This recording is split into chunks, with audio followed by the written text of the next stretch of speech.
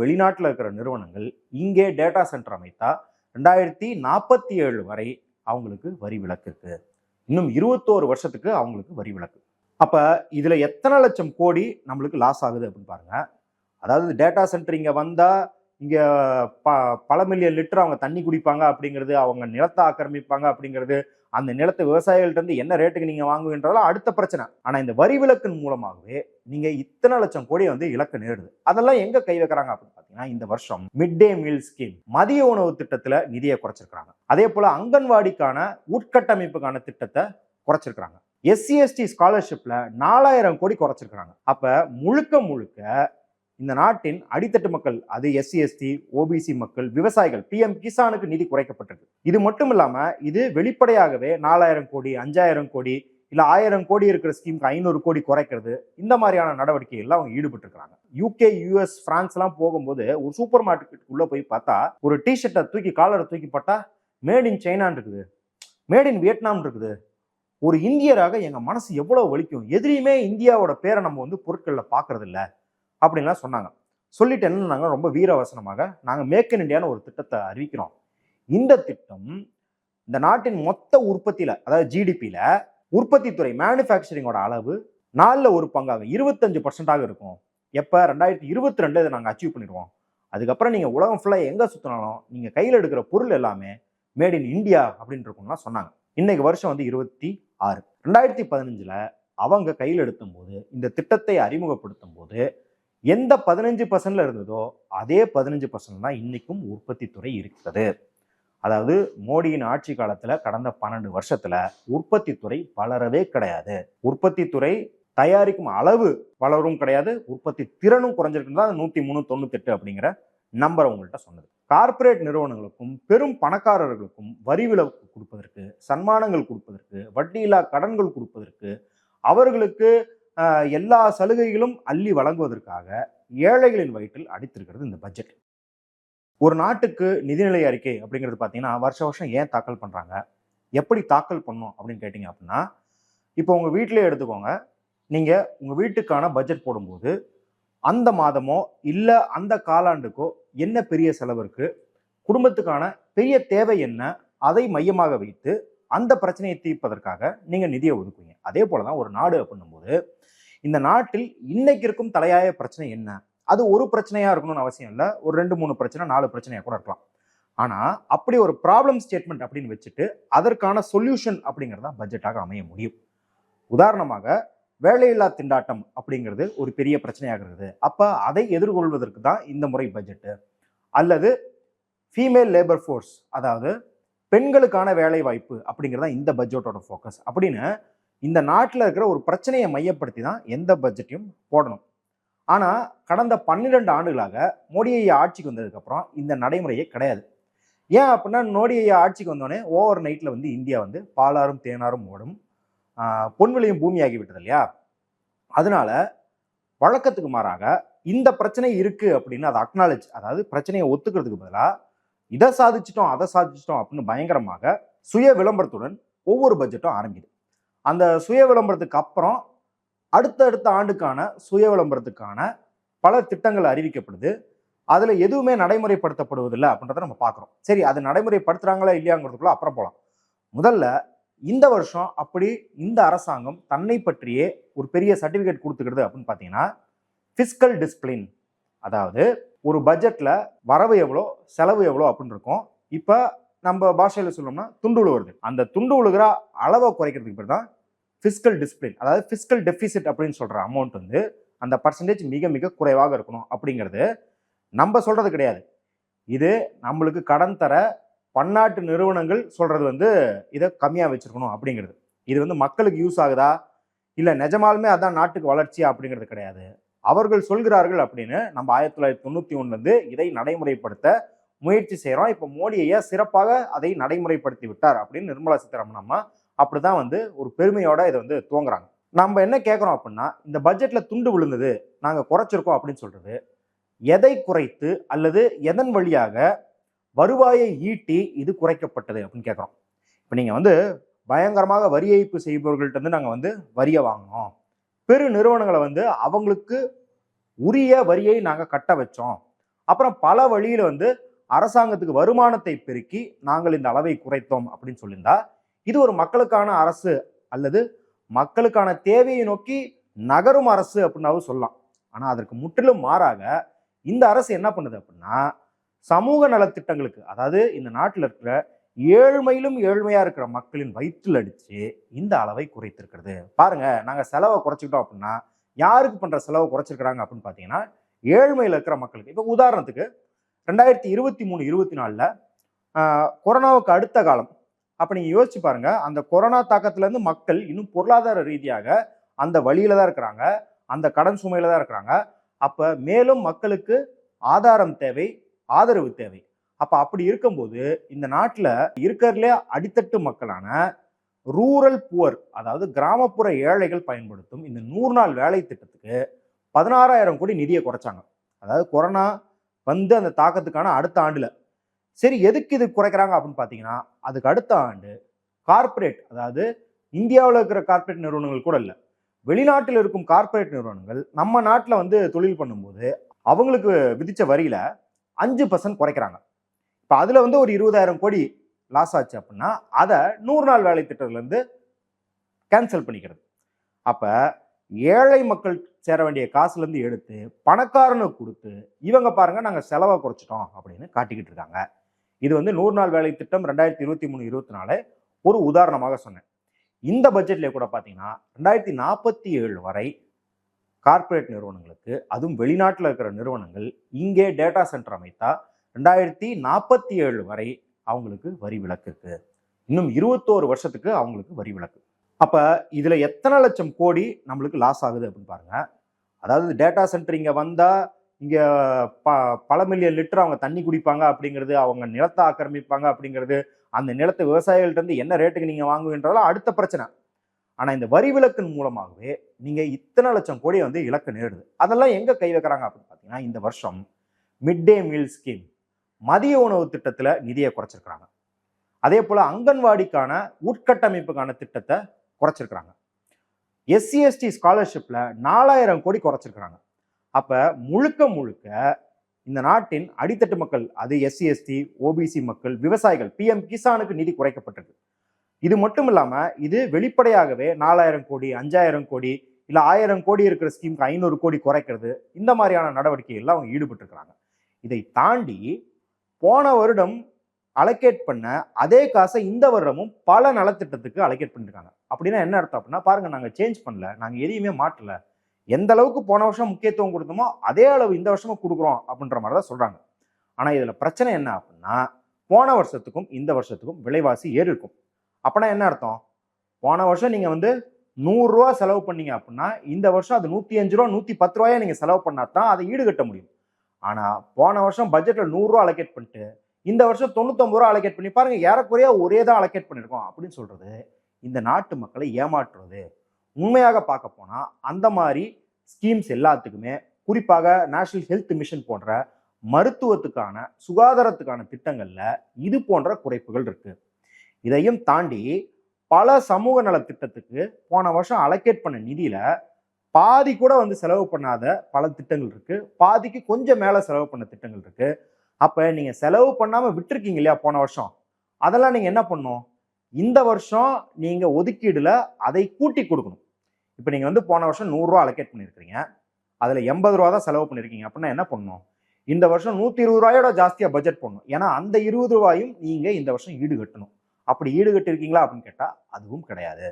அப்போ ஒட்டுமொத்தமாக கார்ப்பரேட் நிறுவனங்களுக்கும் பெரும் பணக்காரர்களுக்கும் வரி விலக்கு கொடுப்பதற்கு, சன்மானங்கள் கொடுப்பதற்கு, வட்டியில்லா கடன்கள் கொடுப்பதற்கு, அவர்களுக்கு எல்லா சலுகைகளும் அள்ளி வழங்குவதற்காக ஏழைகளின் வயிற்றில் அடித்திருக்கிறது இந்த பட்ஜெட். இதை தாண்டி நாங்க ரெவன்யூ எக்ஸ்பெண்டிச்சரை குறைக்கிறோம். அதாவது பட்ஜெட்ல வந்து 2 எக்ஸ்பெண்டிச்சர் இருக்குது, ஒன்று கேபிட்டல் எக்ஸ்பெண்டிச்சர், இன்னொன்று ரெவன்யூ எக்ஸ்பெண்டிச்சர். இப்போ இந்த திட்டங்கள்லாம் சொன்னீங்க, அதெல்லாம் ரெவன்யூ எக்ஸ்பெண்டிச்சர்ல வரும். அப்புறம் இந்த அரசாங்கத்தை நிர்வகிக்கிறதுக்கான செலவு எல்லாமே ரெவன்யூ எக்ஸ்பெண்டிச்சர்ல வரும். கேபிட்டல் எக்ஸ்பெண்டிச்சர் அப்படிங்கிறது ரோடு போடுறது, ரயில்வே லைன் போடுறது, இதெல்லாம் வந்து அதாவது உட்கட்டமைப்பை பெருப்பதற்கு அல்லது பெரும் மூலதனத்துக்கான செலவீடுகள் எல்லாமே கேபிட்டல் எக்ஸ்பெண்டிச்சர்னு வரும். இந்த அரசாங்கம் தொடர்ந்து என்ன சொல்லுதுன்னா, பாருங்க நாங்க கேபிட்டல் எக்ஸ்பெண்டிச்சரோட அளவை உயர்த்துகிறோம். இதுவும் மக்களுக்காக செய்யறதா அப்படின்னு கேட்டா கிடையாது. பெரிய பெரிய நிறுவனங்கள் இங்கே முதலீடு செய்ய வேண்டும் என்றால், ஒரு நாட்டில் எந்த நாட்டில் முதலீடு செய்ய வேண்டும் என்றாலும் இந்த கேபிட்டல் எக்ஸ்பெண்டிச்சர் அப்படிங்கிறதோட அளவு ஜாஸ்தியா இருக்கணும் அப்படின்னு அவங்க நம்மள்கிட்ட டிமாண்ட் பண்றாங்க அப்படிங்கிறத விட நீ செஞ்சாதாண்டா உனக்கு முதலீடு அப்படின்னு கண்டிஷன் போடுறாங்க. முதலீடு மட்டும் கிடையாது, கடன், மற்ற சில உதவிகள் எல்லாமே இதை நம்பிதான் இருக்குது. அப்படின்னும் போது இந்த அரசாங்கம் என்ன பண்ணுதுன்னா, இதற்காகவே சமூக நலத்திட்டங்கள்ல இருக்கிற காசு எல்லாத்தையும் எடுத்து இந்த கேபிட்டல் எக்ஸ்பெண்டிச்சர்ல போடுறது.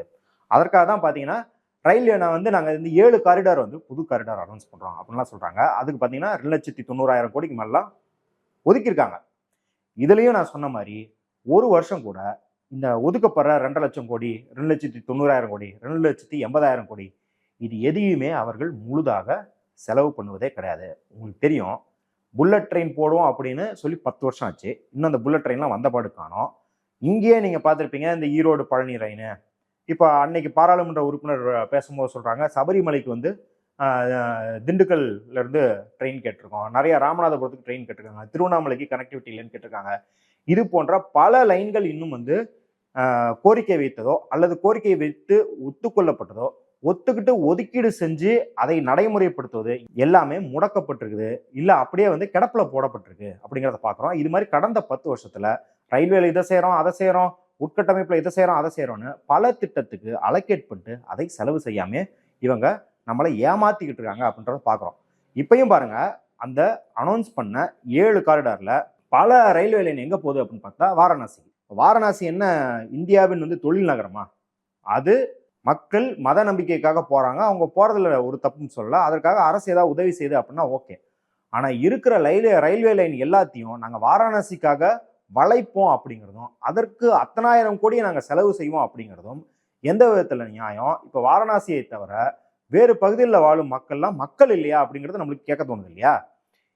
ஆனா இந்த ரயில்வேல இந்த லைன்ஸ் போடுறாங்க அப்படின்றது மட்டும் பிரச்சனை கிடையாது. நம்ம ஏற்கனவே பார்த்துருக்கிறோம், ரயில்வே ரெக்ரூட்மெண்ட் ஆகட்டும், சேஃப்டி ஆகட்டும் ரொம்ப பிரச்சனையா இருக்குது.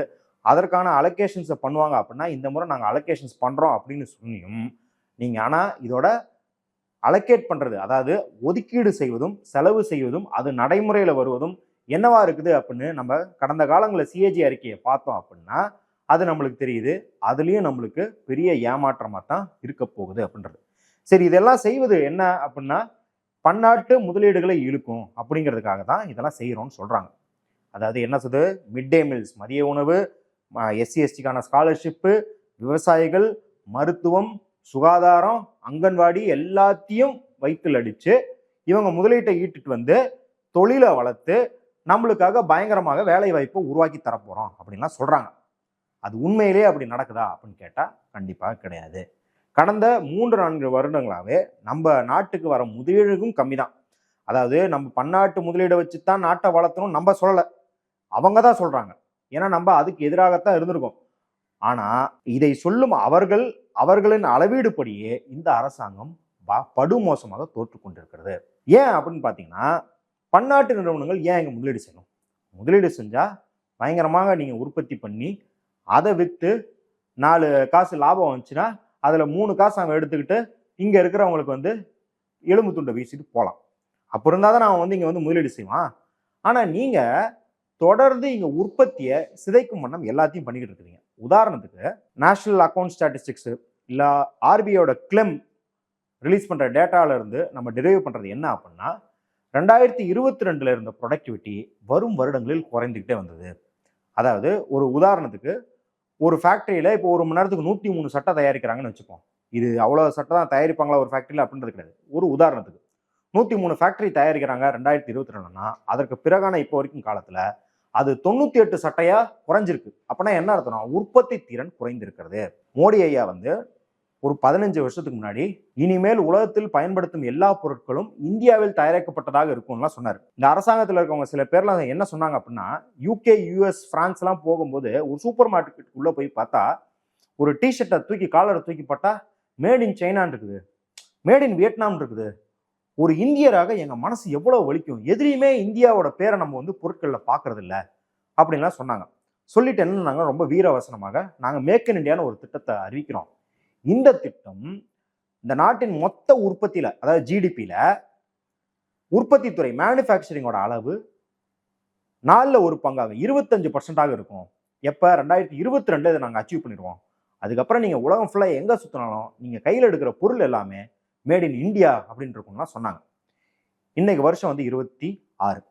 2015 அவங்க கையில் எடுத்தும் போது, இந்த திட்டத்தை அறிமுகப்படுத்தும் போது எந்த 15% இருந்ததோ அதே 15% தான் இன்னைக்கும் உற்பத்தி துறை இருக்கிறது. அதாவது மோடியின் ஆட்சி காலத்துல கடந்த 12 வருஷத்துல உற்பத்தி துறை வளரவே கிடையாது. உற்பத்தி துறை தயாரிக்கும் அளவு வளரும் கிடையாது, உற்பத்தி திறனும் குறைஞ்சிருக்குன்னு தான் 103.98 அப்படிங்கிற நம்பர் உங்கள்கிட்ட சொன்னது. இதற்கும் காரணம் என்ன? ஏன்னா பல திட்டங்கள் நீங்க பாருங்க, நம்ம அரசாங்கம் என்ன சொல்லுது அப்படின்னா, பாகிஸ்தானுக்கும் நம்மளுக்கும் பெரிய எல்லை தகராறு இருக்குது. அவங்க எல்லை தாண்டிய பயங்கரவாதம்லாம் பண்றாங்க. ஆனா சைனா அதை விட ஆபத்தானது. நம்ம சொல்றோமா? இந்திய அரசாங்கத்தை சேர்ந்தவர்கள் சொல்றாங்க. சைனா பார்த்தீங்கன்னா நம்மளுக்கு எல்லையில தகராறு கொடுக்கறது மட்டும் இல்லாம நமக்கு தொழிலில், வர்த்தகத்தில், தொழில்நுட்பத்தில் இந்த இந்திய துணை கண்டத்தில் யாரை எந்த நாட்டெல்லாம் கண்ட்ரோல் பண்ணுதோ, அது ஸ்ரீலங்காவாகட்டும், பங்களாதேஷ் ஆகட்டும், இதெல்லாம் கண்ட்ரோல் பண்ணுறதுல யாருக்கும் போட்டி அப்படிங்கிற எல்லா விஷயத்திலும் சைனா நம்மளுக்கு வந்து போட்டியாக இருக்குது, நம்மளுக்கு வந்து இடையூறாக இருக்குது அப்படின்னு சொல்கிறாங்க. ஆனால் உண்மையில் உற்பத்தி துறையில், குறிப்பாக ஃபார்மசூட்டிக்கல் இல்லை இந்த இப்போ இவி வெஹிக்கிள்லாம் வருது இல்லையா, அந்த மாதிரியான உற்பத்தி துறைகளில் இந்தியா பெரும் அளவுக்கு சைனாவை நம்பி தான் இருக்குது. அதாவது உட்பொருளுக்கு சைனாலேருந்து இறக்குமதி செஞ்சா தான் இங்கே உற்பத்தியே பண்ண முடியுன்ற நிலைமை இருக்குது. அதை மாற்றுவதற்கு இந்திய அரசாங்கம் ஏதாவது செய்துதா அப்படின்னு கேட்டால், இந்த உற்பத்தியை மேற்கொள்பவர்களுக்கு சன்மானம் வழங்குவது, இப்போ அந்த ப்ரொடக்ஷன் லிங்க்டு இன்சென்டிவ், மானியங்கள் வழங்குவது அப்படிங்கிறதெல்லாம் கொடுக்குறாங்க. ஆனால் அதை கையில் எடுக்கும் பெருநிறுவனங்களுக்கு போய் சேருதோ இல்லையா, அது இந்த துறைகளில் புதிய கண்டுபிடிப்புகள், இந்தியாவிலிருந்தே இந்த தொழில்நுட்பங்கள் உருவாக்குவதற்கான வழிகள் எதுவும் செய்தான்னு கேட்டால் அப்படிலாம் எதுவும் கிடையாது. ஏன்னா நீங்கள் அந்த மாதிரியான அறிவியல் பிறக்கணும், புதிதான உற்பத்தியை வந்து இந்தியா வந்து முன்னெடுக்கணும் அப்படின்னு என்ன பண்ணணும்? நீங்கள் அறிவியலுக்கு முக்கியத்துவம் கொடுக்கணும், அறிவியல் ஆராய்ச்சிக்கான நிதியை ஒதுக்கணும். இன்ன வரைக்கும் டோட்டல் ஜிடிபியில் இந்த வருஷமும் கூட பட்ஜெட் அலோகேஷன் ஃபார் ஆர்என்டி, ஆராய்ச்சிக்கு அப்படின்னு பார்த்தீங்க அப்படின்னா 0.6% அப்படி தான் வருது. 0.6%லேருந்து 0.7%. இந்த அளவுக்கு குறைவாக ஆராய்ச்சிக்கு ஒரு அரசாங்கம் செலவு பண்ணிக்கிட்டு இருந்துச்சுன்னா அந்த நாட்டில் யார் வந்து ஆராய்ச்சிக்கு முன் வருவா? எப்படி புதிய கண்டுபிடிப்புகள் வரும்? இப்போ முன்னவாது இவ்வளோ கம்மியாக இருந்தபோது இந்த ஐஐடிகள், அந்த சென்ட்ரல் யூனிவர்சிட்டி, இந்த சென்ட்ரல் யூனிவர்சிட்டின்னு ஆராய்ச்சிக்கு காசுகளை செலவு பண்ணிட்டு இருந்தாங்க. அதில் 1-2 ஏதாவது நம்மளால சப்போர்ட் பண்ண முடியுது இங்கே இருக்கிற இண்டஸ்ட்ரி. ஆனால் இப்போது அந்த 0.6, 0.7 கூட ஒரு பெருமளவு பங்கு எதற்கு போகுது அப்படின்னு பார்த்தீங்கன்னா, ஜோசியத்தை ஆராய்வதற்கு, மாட்டு கோமியத்திலிருந்து கேன்சருக்கு மருந்து கண்டுபிடிக்கிறது, இல்லை வந்து அதோட ஆன்டி பாக்டீரியல் சக்திகள்லாம் எப்படி இருக்குது, அது இதை கொல்லுமா அதை கொல்லுமா அப்படின்னு கண்டுபிடிக்கிறதுக்கு பல 100 கோடிகள், பல 1000 கோடிகள் செலவு பண்ணப்படுது. நீங்கள் யோசிச்சு பாருங்க, ஏஐல சைனா அமெரிக்காலாம் அவ்வளோ போட்டி போடுறாங்க. அதில் சைனா வந்து அமெரிக்காவை பீட் அடிச்சு முன்னாடி போகுது அப்படின்றத சொல்றாங்க. ஆனால் இந்தியாவில் என்ன பண்ணிட்டு இருக்கிறோம்? ஏஐ பற்றி அரசாங்கம் என்ன செய்யுது? இப்போதான் ஒரு கமிட்டியை போட்டு ஏஐ வந்து எப்படி பயன்படுத்தலாம் அப்படின்னு அரசாங்கம் திட்டமிட போலாம். எத்தனை வருஷம் நம்ம வந்து பின்தங்கி இருக்கிறோம் அப்படின்னு பாருங்க. இந்த ஆராய்ச்சிக்காக நிதியோ முக்கியத்துவமோ இந்த நிதிநிலை அறிக்கைகள் இல்லாததுனால. ஆஸ்திரேலியா ஸ்ட்ராட்டஜிக் இன்ஸ்டிடியூட் அப்படின்ற ஒரு நிறுவனம் வருஷம் என்னத்தை வெளியிடுது அப்படின்னு கேட்டால் ஒரு அறிக்கையை வெளியிடுது. அந்த அறிக்கையை பார்த்தீங்க அப்படின்னா, உலகத்தில் இருக்கிற முக்கியமான டெக்னாலஜி, உலகத்தையே ஆட்டி படைக்கும் முக்கியமான தொழில்நுட்பங்கள்ல எந்த நாடு முன்னிலை வகிக்குது அப்படிங்கிறது. அதுல மொத்தம் 64 டெக்னாலஜி சொல்றாங்க. அதுல 57ல சைனா முன்னிலையும் 7 அமெரிக்காவும் இருக்குது. இதை நீங்க வந்து ஒரு 30-40 வருஷம் முன்னாடி ஓட்டி பார்த்தீங்க அப்படின்னா அமெரிக்கா முன்னாடி இருந்திருக்கும், மற்ற நாடுகள்லாம் பின்னாடி இருந்திருக்கும். ஆனா சைனா எல்லாத்தையும் ஓவர்டேக் பண்ணி இன்னைக்கு 64ல 57 அவன் தான் கையில வச்சிருக்கான். ஆனா இந்தியா 0த்துல தான் இருக்கு. நீங்க யோசிச்சு பாருங்க, 2014ல 57ல முன்னிலையில் இல்லை சைனா. இந்தியா 2014ல மோடியின் ஆட்சிக்குள்ள வந்தது. 2014லையும் 0, 2026லையும் 0. இதற்கு முன்னாடி டாப் 500 இன்ஸ்டியூட்ஸ், டாப் 200 இன்ஸ்டியூட்ஸ் அப்படின்னு சொல்லும் போதெல்லாம் இதுல நம்ம நாட்டை சேர்ந்த சில கல்வி நிறுவனங்கள் உள்ள வரும். ஆனா இந்த கடைசி 4-5 வருஷத்துல அதுவும் வெளியே போயிடுச்சு. ஏன்னா அதோட தரம் எல்லாத்தையும் நாம் குறைத்து விட்டோம். பாத்தீங்கன்னா அதுல வந்து குருகுல சிஸ்டத்தை ஆட் பண்ணோம். அதுல வந்து இந்த மாதிரியான அறிவியலுக்கு எதிரான ஆராய்ச்சிகளை மேற்கொள்ளணும் அப்படிங்கிற பல முன்னெடுப்புகள் எடுக்கப்படுது. அப்போ ஒரு பட்ஜெட்ல இது போல அறிவியலுக்கு எதிரான, அப்புறம் அறிவியலை புறக்கணிக்கும் போக்கு இருக்கும்போது நாடு எப்படி வளரும், தொழில் எப்படி இங்க வந்து வளரும், தொழில் வளராம எப்படி இங்க வந்து வேலை வாய்ப்பு கொடுக்க முடியும், உற்பத்தி திறன் பெருகும். உற்பத்தி திறன் பெருகல அப்படின்னா இத்தனை கோடி மக்களுக்கு நீங்க எப்படி சோறு போடுவீங்க?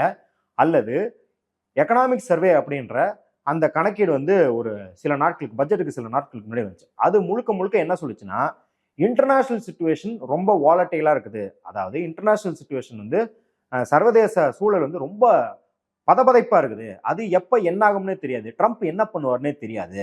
அப்ப அப்படி இருக்கும்போது நாம் செய்ய வேண்டியது என்ன? இன்டர்நேஷனல் சிச்சுவேஷன், அதாவது சர்வதேச சூழல்ல இருந்து நம்மை நாம் பாதுகாத்துக் கொள்வதற்கு நம்ம உள்நாட்டில் இருக்கிற உற்பத்தியை எப்படி பெருக்குவது, நம் மக்களுக்கான நலனுக்காக எப்படி இங்கே அனைத்தையும் வடிவமைப்பது அப்படிங்கிறதுல நோக்கம் இருக்கணும். இப்ப நான் சொன்ன மாதிரி அறிவியலுக்கு எதிராக, இங்க இருக்கிற உற்பத்திக்கு எதிராக, இங்க இருக்கிற சமூக நலனுக்கு எதிராக நீங்க பட்ஜெட்டை உருவாக்கிட்டே இருக்கும்போது நீங்க எப்படி அமெரிக்காவின் அழுத்தத்துக்கோ இல்ல மேல்நாட்டு நிறுவனங்களின் அழுத்தத்துக்கோ நீங்க எப்படி எதிர்த்து நிற்பீங்க? எதிர்த்து கூட நிக்க வேணாம். நீங்க உங்க சுயசார்பையும் உங்க இறையாண்மையும் எப்படி பாதுகாத்துக் கொள்வீங்க? அப்ப இந்த பட்ஜெட் அப்படிங்கிறது இது வெறும் சமூக நிலத்திட்டத்திலிருந்து ஒரு சில 1000 கோடிகளை எடுத்து விட்டார்கள் அப்படிங்கிறது மட்டும் கிடையாது. இது இந்திய இறையாண்மையை கேள்விக்குள்ளாக்குவது, மீண்டும் மீண்டும் ட்ரம்புக்கு அடிமையாக்கும் ஒரு வழியை வகுக்கும் பட்ஜெட்டாகத்தான் இருக்கிறது அப்படிங்கிறத சொல்றோம். ஆனா இந்த பட்ஜெட் வந்து இந்த பட்ஜெட்டை இந்த பட்ஜெட்டை சமர்ப்பிக்கும் போது இது எதுவுமே நடக்காத போல நாரி சக்தி அப்படின்னு பெண்களுக்கான வளர்ச்சி, பெண்களின் சக்தியை நாங்கள் பயன்படுத்துகிறோம் அப்படின்லாம் சொல்றாங்க. இதுல பாத்தீங்கன்னா பெண்களுக்கான வேலை வாய்ப்பு, அதுவும் பெண்களுக்கான வேலையில்லா திண்டாட்டம், வேலையின்மையை நாங்கள் வந்து குறைச்சிருக்கிறோம் அப்படின்லாம் சொல்றாங்க. ஆனா பெண்கள் வேலை அப்படிங்கிறது இந்த female labour force participation rate அப்படின்னு சொல்லுவாங்க. அதாவது ஒட்டுமொத்த தொழிலாளர்கள் எத்தனை பேர் பெண்களாக இருக்கிறாங்க அப்படிங்கிறது. இப்ப அந்த அளவு ஏறி இருக்கு அப்படின்னு சொல்றாங்க இல்லையா? அதை எப்படி அவங்க சாத்தியப்படுத்திருக்காங்க அப்படின்னா, எந்த துறையில இது அதிகரிச்சிருக்கு அப்படின்னு பாத்தீங்கன்னா, பெண்கள் சம்பளம் இல்லாமல் தங்கள் குடும்பத்திற்கே விவசாய வேலை பார்ப்பது அதிகரித்திருக்கிறது. இது வளர்ச்சியா? இது பெண்களுக்கான வேலை வாய்ப்பா? அதாவது முன்னாடி தலைமுறையில படித்து வேறு வேறு வேலைக்கு போக வாய்ப்பு இருந்த பெண்கள் இந்த தலைமுறையில அப்படி படிக்கவும் முடியாம, படிச்சா வேலையும் கிடைக்காம, வேற வழி இல்லாம தங்கள் கிராமத்துக்கே திரும்பி வந்து சம்பளம் இல்லாம அவங்க அப்பா தாத்தாவோடய சேர்ந்து திருப்பியும் விவசாயம் பார்க்குறாங்க. அப்படிங்கிறது இந்த நாட்டின் பெண்களின் எதிர்காலத்துக்கு எவ்வளவு பெரிய அவலம். அப்ப இந்த பட்ஜெட் அதை மாற்றுவதற்காக ஏதாவது செய்யுதா அப்படின்னு கேட்டா அதுவும் கிடையாது. நாங்க இத்தனாயிரம் கோடி இன்க்ரீஸ் பண்ணியிருக்கோம், இதுக்கு அலோகேட் பண்ணியிருக்கோம் அப்படின்லாம் சொல்றாங்க. ஆனா போன வருஷம் அலோகேட் பண்ணது என்ன ஆச்சு அப்படிங்கிறத பத்தி எந்த ஒரு தரவும் நம்மளுக்கு கிடையாது. அதை பற்றிய முன்னெடுப்புகளும் கிடையாது. சரி, இது எதுவுமே கிடையாது. பொத்தாம் பொதுவாக இந்த நாட்டில் வேலை வாய்ப்பை உருவாக்க போகிறோம், அதற்கு நாங்கள் சிறு குறு தொழிலை வளர்க்க போகிறோம். ஏன்னா இன்னைக்கு நாட்டில் வந்து பாத்தீங்கன்னா 40%, ஏறக்குறைய 40% வேலை வாய்ப்பை கொடுப்பது வந்து சிறு குறு தொழில்கள் தான் அப்படின்னு சொல்றாங்க. அப்படி ஒரு முக்கியமான துறைக்கு இவங்க பாத்தீங்கன்னா எந்த அளவுக்கு அலோகேட் பண்ணிருக்காங்கன்னு கேட்டா, வழக்கமா சொல்ற மாதிரி நாங்க புதுசா நிறுவனம் தொடங்குறதுக்கு இவ்வளவு தரோம், இல்ல அவங்க வந்து நலிந்த நிலைமையில இருந்தா இவ்வளவு தரோம். இப்ப கொரோனா காலத்துல உங்களுக்கு தெரியும், ஏறக்குறைய 50%க்கும் மேல இருக்கிற சிறு குறு தொழில்கள்லாம் பயங்கரமா அடி வாங்கிட்டாங்க. பல பேர் மூடிட்டே போயிட்டாங்க. இன்ன வரைக்கும் இந்திய அரசாங்கத்திடம் எத்தனை நிறுவனங்கள் மூடப்பட்டது, அதில் எத்தனை நிறுவனங்கள் திரும்ப திறக்கப்பட்டது, அதற்கு நாங்க நிதிநிலை அறிக்கையில கொடுக்கிற காசு எப்படி போய் சேருது அப்படிங்கிறதுக்கான எந்த தரவும் கிடையாது. இப்பயும் எஸ்எம்இ குரோத் ஃபண்ட் அப்படின்னு பாத்தீங்கன்னா ஏதோ ஒரு 10,000 கோடி போட்டிருக்காங்க. நாட்டில் ஒரு 40% அப்படின்னு உற்பத்தியோ வேலை வாய்ப்பையோ உருவாக்குற ஒரு துறைக்கு வெறும் 10,000 கோடியை வச்சு என்ன பண்ணுவீங்க? அதானி அம்பானி போன்ற பெருநிறுவனங்களுக்கு நீங்க வரி விலக்கு தரதை மட்டும் ஒரு வருஷத்துக்கு 2 லட்சம் கோடி 2.5 லட்சம் கோடி போகுது. ஆனா சிறு குறு நிறுவனங்களுக்கு நீங்க வந்து ஒரு சில ஆயிரம் கோடிகளை கொடுத்துட்டு ஆமா நாங்க வளர்றதுக்கு காசு கொடுத்துட்டோம் அப்படின்னா அவங்க எப்படி வளருவாங்க? ஏற்கனவே நீங்க வந்து ஜிஎஸ்டி அது இதுன்னு போட்டு டிமானிட்டைசேஷன் போட்டு அவங்க முதுகெலும்பு உடைச்சிங்க. கொரோனா வந்தபோது அவங்க சவக்குழிக்க போயிட்டாங்க. ஆனா போன வருஷம் கொஞ்சமா ஜிஎஸ்டியில மாறுதலை பண்ணிட்டு ஆஹா அவ்வளவுதான், நாங்க சிறு குறு தொழில்னா தூக்கி நட்டு நிறுத்திட்டோம் அப்படின்னு மாறுதட்டிக்குது இந்த அரசு. இப்படியே தொடர்ந்து பண்ணிக்கிட்டு இருக்கிறதுனால தான் பாத்தீங்கன்னா இங்க எந்த விதமான உருப்படியான வேலை வாய்ப்பும் உருவாக்கப்படுவதில்லை. இதற்கு மாறாக ஸ்கில் டெவலப்மெண்ட், இங்க வேலை வாய்ப்பை இருக்கிற வேலை வாய்ப்பை கூட பயன்படுத்திக்கிற அளவுக்கு மாணவர்கள் இல்லை அப்படிங்கிறதும் ஒரு குறையாக சொல்றாங்க. ஏன் அப்படின்னா அது மாணவர்களோட தப்பு கிடையாது. அரசாங்கம் அவர்களுக்கு தேவையான திறனை வளர்ப்பதற்கான திட்டங்களை வைத்திருக்கிறதா, அதற்கான நிதியை ஒதுக்குறதா, அது மாணவர்களிடம் சென்றடைய வழி செய்கிறதா அப்படின்னு பார்த்தா ஸ்கில் இந்தியா அப்படின்ற ஒரு திட்டத்தை பல வருடங்களுக்கு முன்னாடி அனௌன்ஸ் பண்ணாங்க. எப்படி மேக் இன் இந்தியா, இந்த இந்தியா, டிஜிட்டல் இந்தியா, அந்த மாதிரி பல இந்தியாவுக்கு பேர் வச்சாங்க இல்லையா? அந்த மாதிரி ஸ்கில் இந்தியாவும் பேர் வச்சு அதுக்கப்புறம் வந்து நட்டாத்துல விடப்பட்ட குழந்தை. ஸ்கில் இந்தியா பத்தி அவர் வந்து இந்த கண்ணாடி கூண்டில் ஆகஸ்ட் 15 ரொம்ப பெருமையாக பேசி கொண்டிருந்தார் மோடி ஐயா. அதற்கு சில ஆண்டுகள் பிறகு அந்த திட்டம் படு மோசமாக தோல்வி அடைந்ததுக்கு அப்புறம் அந்த திட்டத்தை பத்தி மறந்துட்டு வேற வேற ஸ்கில் டெவலப்மெண்ட் ப்ரோக்ராம்லாம் நாங்கள் வந்து அறிமுகப்படுத்தணும்னு சொல்லிட்டே இருந்தாங்க. இப்போ போன வருஷம் கூட என்ன பண்ணாங்க அப்படின்னா, படிக்கும் மாணவர்கள் வந்து இன்டர்ன்ஷிப் ப்ரோக்ராம் கொடுக்குறோம், அதுல இருந்தே அவங்க வந்து திறனை வளர்த்திப்பாங்க, வேலை வாய்ப்பு கிடைக்கும், அதுக்கு அரசாங்கமே வந்து அந்த தனியார் நிறுவனம் கொடுக்க வேண்டிய சம்பளத்தை அரசாங்கம் கொடுத்து 1 கோடி இளைஞர்களுக்கு வேலை வாய்ப்பு உருவாக்கும் அப்படின்னு சொன்னாங்க. அந்த 1 கோடியில செப்டம்பர் வரைக்கும் 30,000 பேர் தான் அதுல சேர்ந்தாங்களே, என்ரோல் பண்ணதே. அந்த 30,000 பேர்லயும் பாதி பேருக்கு வெளியே போயிட்டாங்க அப்படின்னு சொல்றாங்க. ஏன்னா இவர்கள் வாங்கி தரும் அந்த வேலைகள், அந்த வேலை வாய்ப்புகள் எல்லாம் தரமானது கிடையாது. அவங்க வந்து இப்போ இத்தனை மாதம் அந்த இன்டர்ன்ஷிப்ல வேலை பார்த்ததுக்கு அப்புறம் அந்த ஸ்கில்லை வச்சு யாருக்கிட்டையும் ஜாபு அதாவது வேலை வாங்க முடியாது, இருக்கிற வேலையும் நிரந்தரமாக்கப்படாது அப்படின்னு இருக்கிற சூழல்ல அந்த இளைஞர்கள் இதுக்கு பதிலாக, நான் இங்கே ஸ்விக்கியோ ஜொமேட்டோவை கூட ஓட்டிக்கிறேன்ப்பா, உன்னோட இந்த 5,000 ரூபாய் கொடுக்கறத வச்சுட்டு என்னால் ஒன்றும் பண்ண முடியாது, நீ கொடுக்குற ஸ்கில்லை வச்சுட்டு மார்க்கெட்டில் என்னவனும் மதிக்கவும் மாட்டான் அப்படின்னு போகிறாங்க. அப்போ ஏற்கனவே சொன்ன மாதிரி 100 நாள் வேலை திட்டம், விவசாயிகள், மருத்துவம், பெண்கள், குழந்தைகள் எல்லாத்தையும் வஞ்சித்தது போக சிறு குறு தொழில், இளைஞர்கள் எல்லாத்தையும் வந்து இந்த பட்ஜெட் ஒதுக்கி தள்ளிடுச்சு. சரி, ஒன்றிய அரசு தான் இதெல்லாம் செய்யல, மாநில அரசு இதெல்லாம் செய்யலாம்ல அப்படின்னு கேட்டா, மாநில அரசுகளுக்கும் பெரிய நிதி சுமையை இந்த பட்ஜெட் கூட்டியிருக்கு. ஏன்னா உங்களுக்கு ஏற்கனவே தெரியும், 100 நாள் வேலை திட்டத்துல ஏற்கனவே இருந்த மாநில அரசுக்கான சுமையை விட அதிக சுமையை கூட்டியிருக்கிறாங்க அப்படிங்கிறது நம்மளுக்கு தெரியும். அதனாலதான் பல மாநிலத்தை சேர்ந்த எம்பிக்கள் பாராளுமன்றத்துக்கு முன்னாடி போராட்டம்லாம் செஞ்சாங்க. அது காந்தி அவர்களின் பேரை நீக்கியதுன்றது மட்டும் கிடையாது, அதுல இந்த மாற்றங்களும் வந்து எல்லா மாநில அரசுக்கும் பெரிய அடி. அது மட்டும் இல்லாம நீங்க நடைமுறையில இந்த PM ஆவாஸ் யோஜனா போன்ற, அதாவது வீட்டுமனை, பிரதமர் வீட்டுமனை வழங்கும் திட்டம் இதெல்லாம் இருக்கு இல்லையா, இது போன்ற திட்டங்கள் நாங்க வந்து ஒவ்வொரு பட்ஜெட்டையும் நாங்க இதுக்கு முக்கியத்துவம் தரோம் அப்படின்னு சொல்றாங்க இல்லையா, முக்கியத்துவம் அப்படின்னு அவங்க சொல்லும் போதெல்லாம் நம்ம என்ன நினைச்சுக்கலாம் அப்படின்னா, மாநிலங்களுக்கு சுமையை கூட்டுகிறோம் அப்படின்றத நம்ம நினைச்சுக்கலாம். ஏன் அப்படின்னா, இப்போ மாநிலங்களுக்கு 40% மாநிலங்கள் தரணும், 60% சென்ட்ரல் கவர்மெண்ட் தரும், அல்லது 50-50 எடுத்துப்போம் அப்படின்ற இடத்துல எல்லாத்துலேயுமே மாநில அரசாங்கம் இந்த 50-ஐ விட ஜாஸ்தியாக தான் அவங்க செலவு செய்து கொண்டிருக்கிறாங்க. ஏன்னா ஒன்றிய அரசாங்கம் தர அந்த 60%ங்கிற அமௌண்ட் வந்து 1,50,000 ரூபாய். 1,50,000 ரூபாயில் உங்களால் வீடு கட்ட முடியுமா? கட்ட முடியாது. அப்போ இந்த 40% அப்படின்னு சொல்கிற அமௌண்ட்டை தாண்டி ஸ்டேட் கவர்மெண்ட்ஸு எல்லா விலைவாசி ஏற்றத்துக்கும், ஏன்னா இந்த சென்ட்ரல் கவர்மெண்ட் 1,00,000 அப்படின்னு அனௌன்ஸ் பண்ணதுக்கு பல ஆண்டுகள் ஆயிடுச்சு. அந்த பல ஆண்டுகளில் வந்து செங்கல் விலை, சிமெண்ட் விலை, மண் விலை எல்லாம் ஏறிடுச்சு. அப்போ அதெல்லாம் யார் தலையில் விடியுது அப்படின்னா, மாநில அரசாங்கம் தலையில் விடியுது. ஏற்கனவே நீங்கள் சமூக செக்ஷன் அபியான் அப்படின்னு சொல்லி 10,000 கோடியே தருவது கிடையாது. அதே போல் நல் ஜல் யோஜனா, அந்த யோஜனா, இந்த யோஜனா எல்லாத்துலேயும் வந்து நிதியை முடக்கிறது, கண்டிஷனை சால்வ் பண்ணல அப்படின்னா வந்து உங்களுக்கு நிதியே கிடையாதுன்னு திமுறாக சொல்வது, கோர்ட்லையும் அதே போய் சமர்ப்பிப்பது அப்படின்னு இருக்கிறத தாண்டி, இப்படியும் நீங்கள் விலைவாசி ஏற்றத்தை கணக்கில் கொள்ளாமல் அதே அளவு நிதியை தான் நான் தருவேன் என்று சொல்லிக்கொண்டு மாநில அரசாங்கங்களுக்கும் இந்த பட்ஜெட் சுமையை ஏற்றி இருக்கிறது. இதற்கான எந்த தீர்வும் கிடையாது. இது போக தமிழ்நாட்டுக்கு குறிப்பாக வைத்திருந்த எந்த கோரிக்கையும் நிறைவேற்றப்படவில்லை அப்படிங்கிறத பார்க்குறோம். கேரளாவில் கூட ரொம்ப நகைச்சுவை என்ன அப்படின்னா, கேரளாவுக்கு வந்து எலெக்ஷன் வருதுங்கிறதுனால மத்திய அரசாங்கம் வந்து பயங்கரமாக வந்து அறிவிப்புகளை கொடுத்துரும் அப்படின்னு சொல்லி அங்கே பிஜேபிக்காரங்களாம் திரை கட்டி பட்ஜெட் லைவ் எல்லாம் போட்டுக்கிறாங்க. அதுக்கப்புறம் தான் பார்த்தா கேரளாவுக்கு ஒண்ணுமே தரல அப்படின்னோன்னு பிஜேபிக்காரங்களை மக்கள் எங்க துரத்தி விட்டுற போறாங்களோ அவங்களே கண்டும் காணாம பூந்து ஓடி போயிருக்கிறாங்க. இந்த பட்ஜெட் பிஜேபி ஆளாத மாநிலங்கள் எல்லாத்தையும் ரொம்ப மோசமாக ஒதுக்கி இருக்குது. அவர்களுக்கான நிதியை தராமல் அவர்களுக்கு சுமையும் கூட்டி இருக்கிறது. இந்த பட்ஜெட் அப்படிங்கிறது வந்து இது வளர்ச்சிக்கான பட்ஜெட், இது வந்து பெண்களுக்கான பட்ஜெட், இளைஞர்களுக்கான பட்ஜெட் அப்படின்னு சொல்றதெல்லாம் இவர்கள் மீது, இவர்களின் ஏழ்மையின் மீதும் இவர்களின் வாழ்க்கையில் இருக்கும் வறுமையின் மீதும் கேவலமாக சிரிப்பதற்கு சமமாக இருக்கிறது.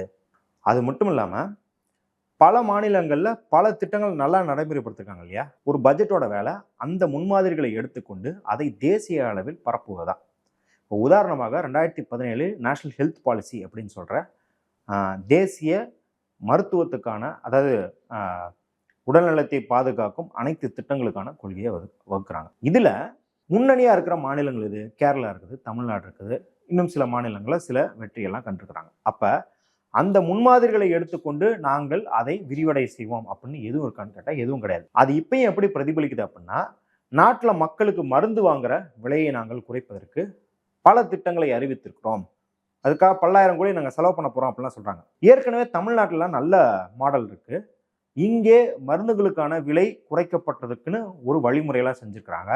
அதுல இருந்து எதுவும் முன்மாதிரிகள்லாம் எடுத்துக்கிட்டு இருக்காங்களா அப்படின்னு கேட்டா அதுவும் கிடையாது. அப்ப உண்மையிலுமே இந்த அரசாங்கம் ஏதேனும் ஒரு வழியில் இவங்க முழுசா இடதுசாரியா இருக்க கூட தேவையில்லை, இவர்கள் சொன்ன வாக்குறுதிகளில் இவர்கள் சொன்ன வழியிலே கூட இவர்கள் பின்பற்றுகிறார்களா அப்படின்னு கேட்டா சுத்தமாக கிடையாது.